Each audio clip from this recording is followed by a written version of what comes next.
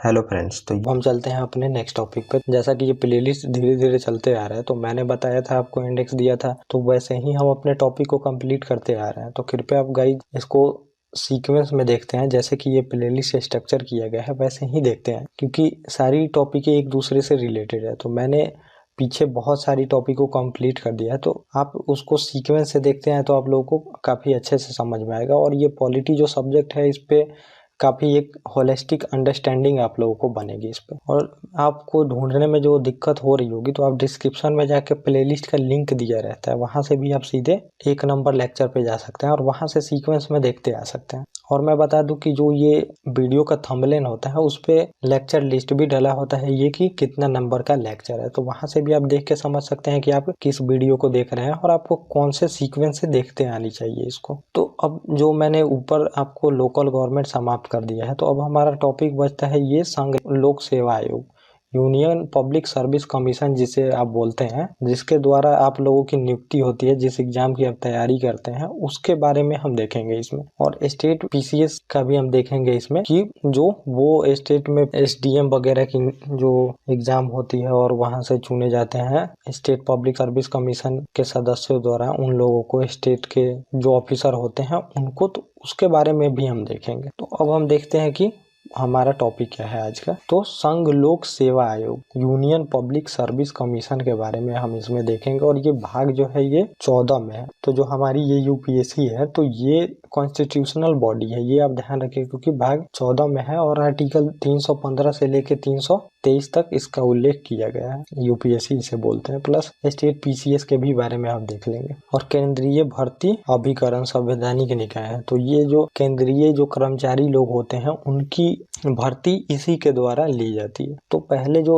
History में था, तो जो राजा खुद अपना अधिकारियों को नियुक्ति कर लेता था, तो उसमें कोई भी सिलेबस वगैरह नहीं था उनके पढ़ने लिखने का, जिसको मन वो जिस पद पे चाहे नियुक्त कर देता था। तो इस वजह से था कि जो एडमिनिस्ट्रेशन इफिशियंसी होती है वो कम हो जाती थी, क्योंकि अब मान लीजिए जो आदमी है उसमें उस लेवल का कोई जानकारी नहीं है और आप उसको नियुक्त कर देते हैं किसी अच्छे पद पे। अब मान लीजिए जो स्टेट जो था वो डिस्ट्रिक्ट में बटा था, तो अब डिस्ट्रिक्ट के प्रशासन के लिए पहले अधिकारी वगैरह, मनसबदार, ये सब नियुक्त किए जाते थे। तो इनका कोई भी क्राइटेरिया नहीं था कि इन लोगों में इतना एजुकेशन होगा, चाहे कुछ भी होगा तो इनको नियुक्त किया जाएगा। तो होता क्या था कि वहाँ पे एडमिनिस्ट्रेशन इफिशियंसी कम हो जाती थी। तो जो अब सदस्य कुछ जानता ही नहीं है किसी एरिया के बारे में, उसको आप उठा के बना दो वहाँ का डिस्ट्रिक्ट का पूरा हेड, तो वो डिस्ट्रिक्ट में क्या काम कर पाएगा। इस वजह से पहले अच्छा एडमिनिस्ट्रेशन नहीं चल पाता था। तो अब इसमें जो मॉडर्न में देखा गया कि जो ब्रिटिश आए, तो वो लोग एग्जाम के थ्रू ऑफिसर को नियुक्त करते थे। तो वही जब चले गए, तो ये जो यूपीएससी है तो उन्हीं की देन है, जो ब्रिटिश सरकार की। तो उसी को हमने मॉडिफाई करके अपने यहाँ इसको इम्प्लीमेंट कर लिया है। तो जो ये सब आईएएस वाईएएस का स्ट्रक्चर देखते हैं, तो ये दिया हुआ ब्रिटिश गवर्नमेंट का ही है, उसको हम फॉलो करते आ रहे हैं बस। तो अब इसमें किया क्या गया कि जो अब मॉडर्न व्यू है, तो इसमें अब जो भी अधिकारी नियुक्त होंगे, तो इसमें बोला गया कि उनमें कोई एबिलिटी होगी तभी जाके उनकी नियुक्ति हो पाएगी। तो इसी वजह से सिलेबस होता है, जो भी एग्जाम होता है, तो रैंक वाइज एग्जाम बांटा गया है, A group, B group, C group, D group, और उसके अनुसार सिलेबस है उनका। तो उस व्यक्ति को ही उस पर नियुक्त किया जाएगा जो कि उसकी एबिलिटी रखता हो, उतना वो सिलेबस कंप्लीट किया हो, उतना समझदार हो चुका हो, वो एग्जाम पास होगा तभी जाके उसको नियुक्त किया जाएगा उस पद पे। तो इस वजह से इसका महत्व बढ़ गया है और इसी महत्व को देखते हुए यूपीएससी बॉडी बनाई गई। कॉन्स्टिट्यूशनल इसका प्रोविजन दिया गया संविधान में, ताकि अच्छे लोगों को पद पे बैठाया जा सके। अगर अच्छे लोग पद पे नहीं बैठेंगे तो वो करप्शन होगा। करप्शन तो अभी भी होता है, लेकिन पहले बहुत ज्यादा करप्शन होते थे। तो जो मुगल डिक्लाइन हुआ, तो उसमें एक ये भी रीजन है कि जो मनसबदार ये सब लोग थे, तो वो एक्सेस करप्शन करने लगे थे और जो भी ये पद था वो वंशानुगत हो गया था। तो अभी आप वंशानुगत पद नहीं देख सकते हैं। तो जो आईएएस ऑफिसर है उसका बेटा आईएएस बने, ये कोई नहीं हो सकता जब तक वो एग्जाम पास ना करे यूपीएससी का। तो और पहले हो गया था कि ये सब जो मनसबदार वगैरह थे, तो ये उनके फैमिली के मेंबर फिर अगला मनसबदार बन जाते थे। तो ऐसा हो गया था। तो इस वजह से भी जो मुगल स्ट्रक्चर था पूरा कोलैप्स हो, क्योंकि उसमें अधिकारी बहुत नहीं थे। तो इसमें एक ये भी पॉइंट आता है डिक्लाइन ऑफ मुगल में। तो जब हम मॉडर्न इंडिया हिस्ट्री देखेंगे, तो ये पहला ही चैप्टर है डिक्लाइन ऑफ मुगल, कि मुगल का डिक्लाइन होने में क्या क्या कारण है उसमें। तो इसमें एक ये भी कारण आता है। तो इस वजह से इसका इंपॉर्टेंस देखा गया कि जो सक्षम लोग हैं उसी की भर्ती होनी चाहिए उस पद पे जिसके लायक वो है। तो इस वजह से बॉडी को कॉन्स्टिट्यूशनल बनाया गया ताकि अच्छे एबिलिटी वाले लोगों को यहाँ पे हम नियुक्त कर सके। तो ये थोड़ा सा बैकग्राउंड था। अब हम देखते हैं इस टॉपिक। तो ये जो दोनों होते हैं सिविल सर्विस ही इसको बोला जाता है, लोक सेवा। तो अब सिविल सर्विस मतलब ये आप मत समझिएगा कि सिविल सर्विस मतलब IAS IPS ही होता है। सिविल सर्विस मतलब होता है कि इसके थ्रू लोगों की सेवा की जाती है, लोक सेवा। तो सिविल सर्विस में एक IAS से लेके एक चपरासी तक सभी आते हैं। तो अब मैं यहाँ पे स्ट्रक्चर आपको बता देता हूँ कि अब केंद्रीय सेवा होती है, जो सिविल सेवा होगी। तो अब केंद्रीय सेवा मतलब कि जो सेंट्रल सर्विसेज है वो होगी। तो सेंट्रल गवर्नमेंट के बहुत सारे ऑफिसर होते हैं, तो उसमें इनकी भी नियुक्ति होगी। तो अब जो ये रेलवे वगैरह के भी अधिकारी आते हैं, तो ये सब लोक सेवा में आएंगे और ये सभी जो है केंद्रीय सेवा के लोग हैं, मतलब सेंट्रल गवर्नमेंट के आदमी है। और दूसरा इसमें सेवा होता है अखिल भारतीय सेवा। तो इसे आप ऑल इंडिया सर्विस बोलते हैं। तो ऑल इंडिया के जो सर्विस में 3 इसमें ऑल इंडिया सर्विस के माने जाते हैं। तो ऑल इंडिया सर्विस में 3 ये हैं, वो IAS IPS और IFS है। इन्हें ऑल इंडिया सर्विस का ऑफिसर माना जाता है। और इनका जो कार्य होता है, तो कार्य ये नियुक्त तो सेंटर द्वारा किए जाते हैं, लेकिन कार्य ये स्टेट में करते हैं और सैलरी भी इनको स्टेट से ही मिलती है, ये भी आप ध्यान में रखिएगा। और स्टेट निलंबित कर सकता है लेकिन इनको हटा नहीं सकता है पूरी तरह से। इनको पद से आप डिसमिस नहीं कर सकते, बस सस्पेंड कर सकते हैं इनको। जो ऑल इंडिया सर्विस के ऑफिसर होते हैं, स्टेट गवर्नमेंट इनको बस निलंबित कर सकती है। और तीसरा जो सेवा होता है इसमें राजकीय सेवा होता है, जिसे आप स्टेट सिविल सर्विस बोलते हैं। तो स्टेट के भी कर्मचारी अपने होते हैं, तो उसमें भी आप देखेंगे कि जो ये SDM वगैरह होते हैं और अब भी बहुत सारे अधिकारी होते हैं ब्लॉक में, तो उनको भी लोक सेवा में ही माना जाता है। तो आप ये लोक सेवा 3 देख लिए।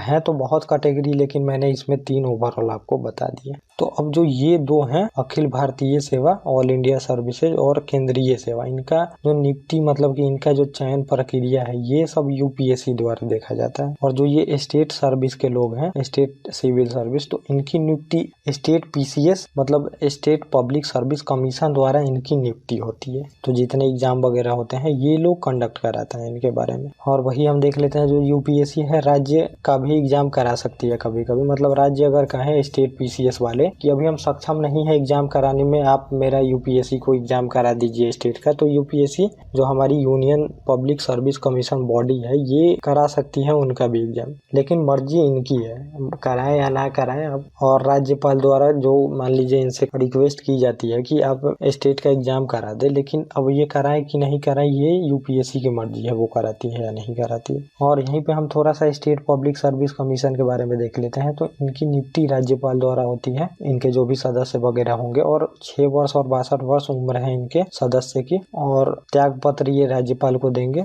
और हटाना अगर है इनके अधिकारियों को तो राष्ट्रपति द्वारा हटाया जाएगा इनका। तो ये आप स्टेट पब्लिक सर्विस कमीशन के बारे में थोड़ा सा देख लिए। अब हम मेनली UPSC के बारे में हमें देखना था। तो अब हम देख लेते हैं इसमें कि UPSC में एक अध्यक्ष व अन्य सदस्य होते हैं और ये राष्ट्रपति द्वारा नियुक्त किए जाते हैं। तो जो अध्यक्ष होंगे उनको भी राष्ट्रपति द्वारा नियुक्त किया जाएगा, और जो अन्य सदस्य हैं उनकी भी नियुक्ति राष्ट्रपति द्वारा ही होगी। और संविधान में सदस्यों की कोई संख्या उल्लेखित नहीं है कि कितने सदस्य होंगे, ये सब संविधान में उल्लेखित नहीं है। तो मैंने बताया भी था कि अब संविधान में सारी चीजें नहीं लिखी जा सकती थी, इस वजह से ये सब पार्लियामेंट पे छोड़ दिया जाता है कि वो कानून बना के ये सब चीजें प्रोविजन कर सकती है। और सदस्य का भी योग्यता का उल्लेख नहीं है कि कितना योग्यता वाले सदस्य को UPSC के मेंबर में नियुक्त किया जाएगा, ये भी इस पे डिफाइन नहीं किया गया। बस इसमें योग्यता ये है कि राज्य प्लस केंद्र जो भी, बस इनको 10 वर्ष तक काम का अनुभव हो, तब जाके इनको नियुक्त किया जा सकता है इस पद पे।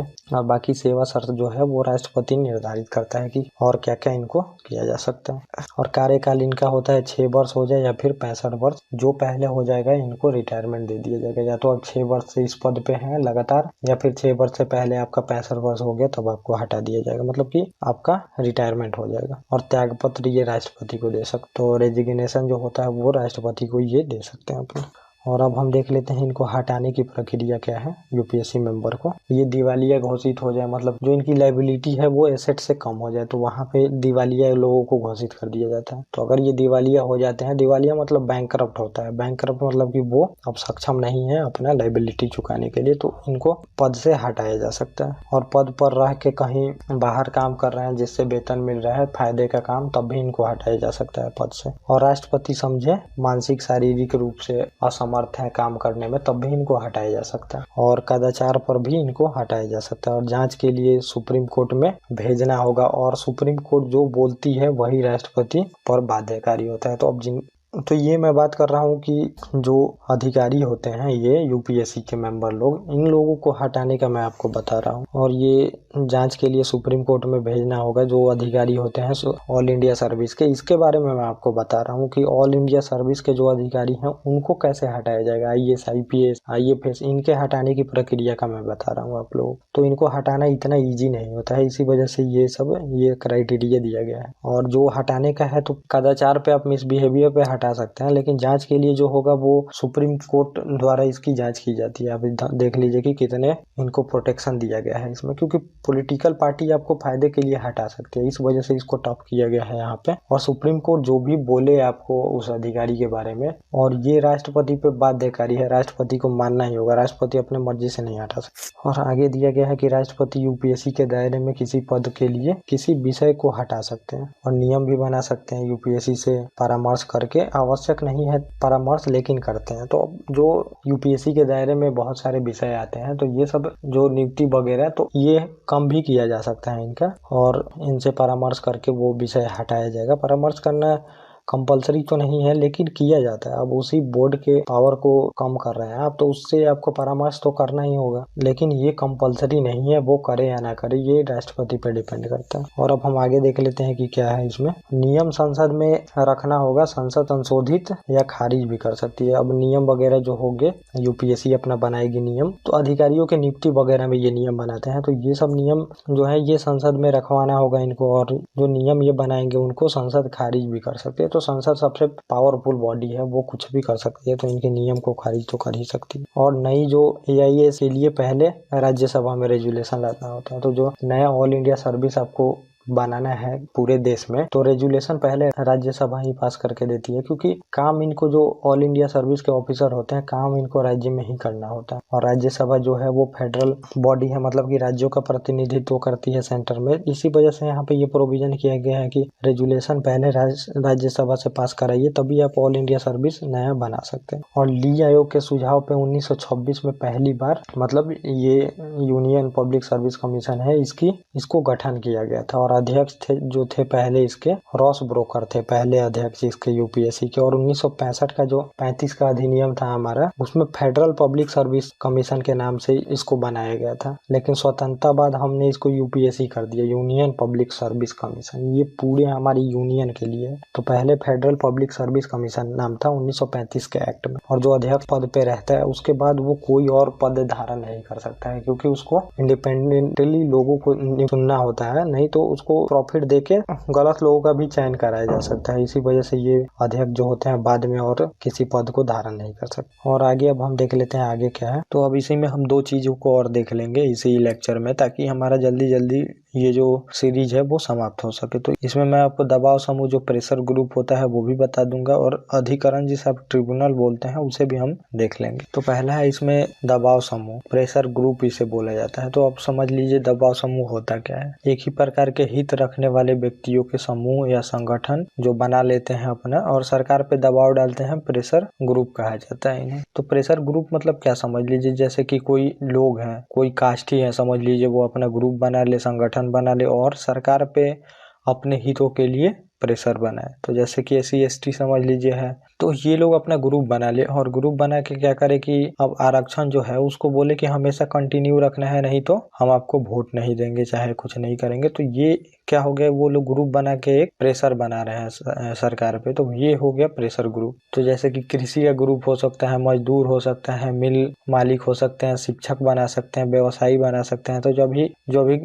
कृषि कानून जो बिल था वो सरकार ने वापस ले लिया, तो अब ये किसान जो संगठन थे तो ये अपना ग्रुप बनाए थे, तो इसे हम प्रेशर ग्रुप कहेंगे, जो कि एक ग्रुप बना के सरकार पे दबाव डाल रहे थे कि आपको ये लॉ पीछे लेना ही होगा, मतलब खत्म करना ही होगा। तो ये एक प्रेशर ग्रुप ही था समझ लीजिए। और एक व्यक्ति कई दबाव समूह में हो सकते हैं। तो जैसे कि एक व्यक्ति है, तो ऐसा नहीं है कि वो किसान भी हो सकता है, और वो एक जो कास्ट से प्रेशर ग्रुप है तो उसमें भी सदस्य हो सकता है, और एक किसान में भी सदस्य हो सकता है। तो एक व्यक्ति कई चीजों में मतलब कई जो ग्रुप हैं उसमें सदस्य हो सकता है, और चुनाव आदि नहीं लड़ते हैं, राजनीतिक दल पर दबाव डालते हैं। तो अब जो ये संगठन होते हैं तो ये चुनाव नहीं लड़ते हैं खुद से, तो इसमें इनको चुनाव से कोई मतलब नहीं होता, ये बस जो चुनाव लड़ता है उस पे प्रेशर बनाते हैं। और 2 दलीय में दिखते हैं, बहुदलीय में छोटी राजनीति पार्टियां ही दबाव समूह जैसा लगती हैं। तो अब जैसे 2 दल है, तो अब 2 दल हमारा नेशनल में बड़ा दल है कांग्रेस और बीजेपी, तो इसमें ये लोग दिखेंगे। लेकिन जो बहुत सारे छोटे छोटे राजनीतिक दल होते हैं उसमें प्रेशर ग्रुप उतना वैल्यू नहीं होती उनकी,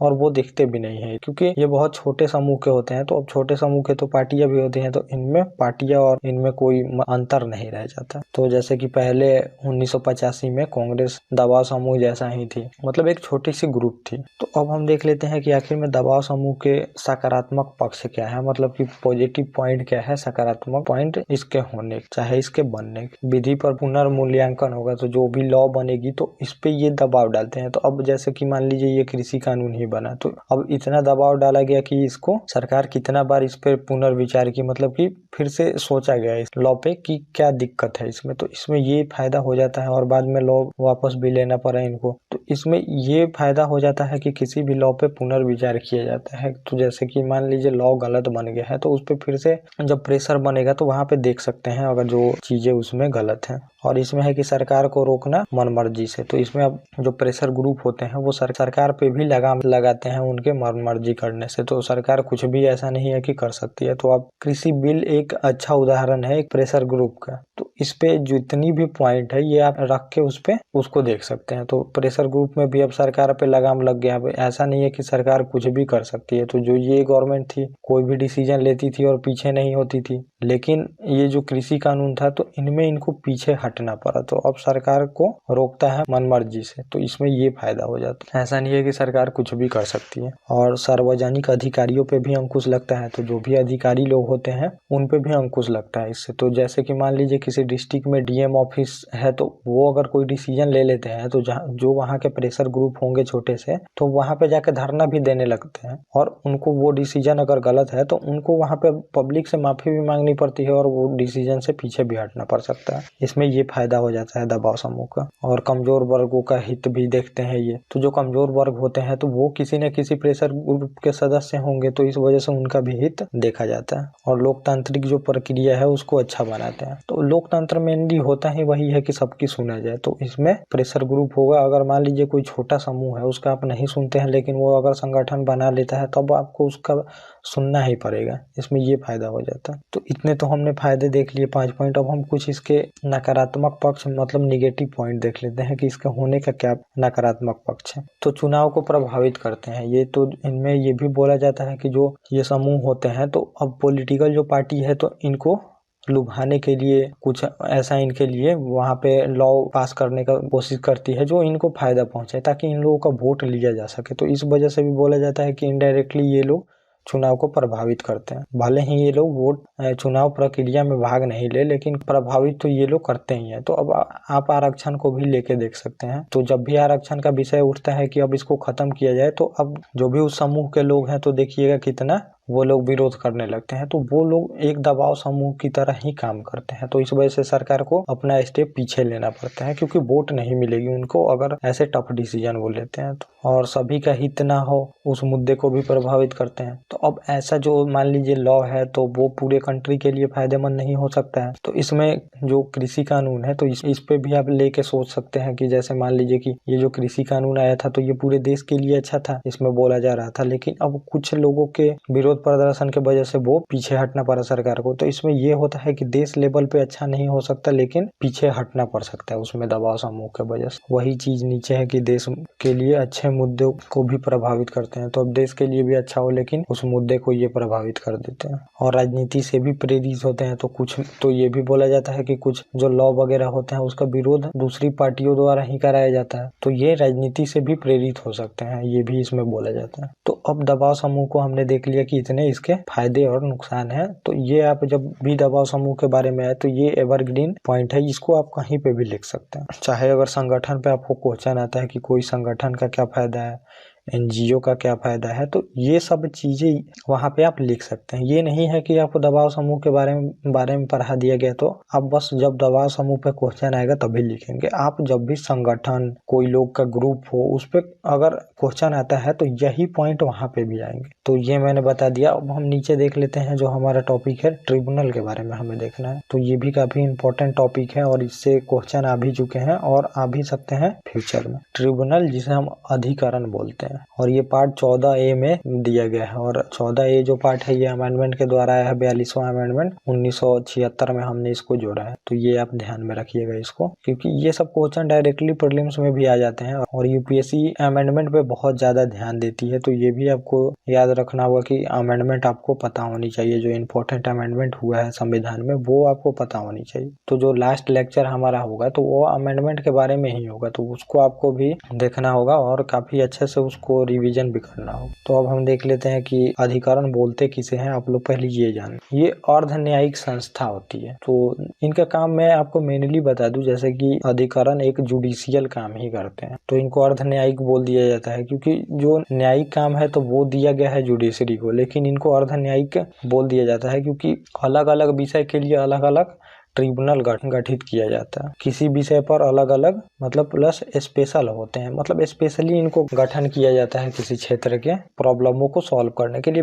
विशेषज्ञ होते हैं ये उस विषय के लिए। तो जैसे कि एनजीटी है जो नेशनल ग्रीन ट्रिब्यूनल बोलते हैं, तो वो भी एक अर्ध न्यायिक संस्था ही है जुडिशियल। तो आप देखते हैं कि पर्यावरण के लिए वो हर एक चीजों को देखती है, पर्यावरण से रिलेटेड जितने भी कानून हैं या फिर जितने मुद्दे हैं तो उसका वो सॉल्यूशन करती है और देखती है। मतलब कि एक विशेषज्ञ बनाया जाता है, हर एक फील्ड में एक ट्रिब्यूनल बना दिया जाएगा। तो जैसे पर्यावरण से रिलेटेड है तो अब उस क्षेत्र में जो भी विशेषज्ञ होंगे उनको मिला के एक ट्रिब्यूनल बना दिया जाएगा ताकि वो लोग उसको समझ सके। अब हर एक चीजों को जुडिशरी नहीं समझ सकती है। तो अब जो मॉडर्न एरा आप देख रहे हैं तो कितना टेक्निकल चीज आ रहा है। अब जो मैंने बताया था आपको आर्टिफिशियल इंटेलिजेंस और रोबोटिक वगैरह आ रहे हैं। आप देख रहे हैं कि स्पेस फील्ड में कितना काम हो रहा है, कंप्यूटर फील्ड में कितना ज्यादा रेगुलेशन आ चुका है। तो अब इन सब चीज़ों को जुडिशरी सभी चीज़ों को नहीं समझ सकती है। तो अब जब मान लीजिए कि कोई अगर मुद्दा होता है स्पेस से रिलेटेड, तो अब उसमें स्पेस से रिलेटेड जो लोग हैं उनकी ज़रूरत है उस मुद्दे को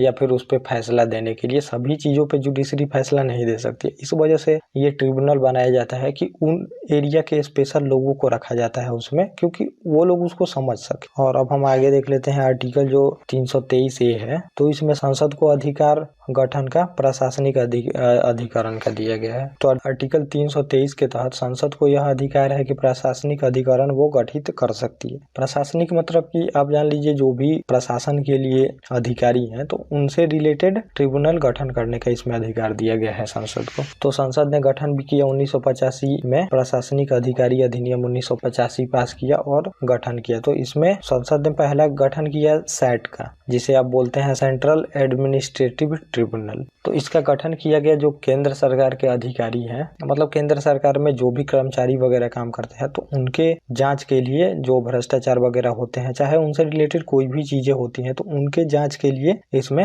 कैट का प्रावधान किया गया। और इसमें स्टेट के जितने कर्मचारी हैं उनके भी लिए बनाया गया यहाँ पे सैट का प्रावधान किया गया। सैट मतलब आप समझ लीजिए स्टेट एडमिनिस्ट्रेटिव ट्रिब्यूनल। और इसका गठन कैसे होगा, जब राज्य बोलेंगे तभी गठन होगा और ये केंद्र सरकार करेगी राज्यों के लिए। और तीसरा इसमें गठन हुआ जैट, जिसे आप बोलते हैं ज्वाइंट एडमिनिस्ट्रेटिव ट्रिब्यूनल। तो इनका गठन हो सकता है जल विवाद, तो किसी भी संबंधित मतलब विषय से संबंधित जो विवाद है तो उसके लिए ये गठित हो सकता है। तो जल वगैरह विवाद हो दो स्टेटों के बीच में, तो वहाँ पे ज्वाइंट एडमिनिस्ट्रेटिव ट्रिब्यूनल गठन करके उस विवाद को सॉल्व किया जा सकता है। और कर संबंधी भी गठित किया जा सकता है, आयात निर्यात संबंधित, भूमि संबंधित, औद्योगिक संबंधित, श्रम जो लेबर संबंधित, कहीं से भी बनाया जा सकता है। तो वैसा नहीं है, हर एक जगह से बनाया जा सकता है। तो आप उस क्षेत्र के लोगों को लाइए जो उसमें एक्सपर्ट है और उसको बना लीजिए ट्रिब्यूनल, और उसके बाद उस क्षेत्र से संबंधित जितने भी मुद्दे हैं उनसे सॉल्व कराइए, तो वो अच्छे से सॉल्व कर पाएंगे क्योंकि उनको पता होगा उस क्षेत्र के बारे में। और जुडिशरी हर एक चीज के बारे में जो जज होते हैं उनसे आप नहीं पूछ सकते या फिर आप ये नहीं रख सकते कि वही सॉल्व कर पाए। तो अब हम इसका देख लेते हैं कि